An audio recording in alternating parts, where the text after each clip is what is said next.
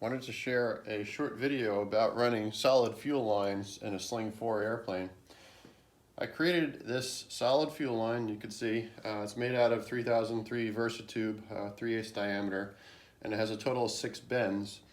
And now I'm in the process of installing it in the fuselage. And as I discovered, really the only way you'd be able to do this is if the fuselage is opened up like you see it now. Because to install this pipe, it involves a little bit of a puzzle challenge to get it in. As you can see, I had to deinstall the joystick, and then there was a little corner piece at the end of the wire tunnel back here that I had to take out to gain access. But now that it's all out, I'll show you what it's like to install it.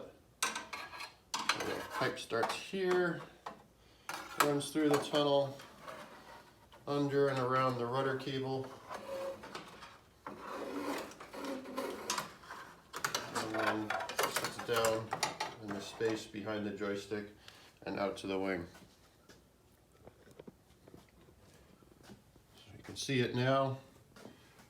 Comes out here at the wing, behind and under the joystick, around the corner into the tunnel, up the tunnel, and then up to my fuel selector valve in the custom location. So here's at least one advantage for doing the slow build kit. I don't think this would be possible to do with a quick build, since so much of the fuselage would be built already, making access to do this impossible.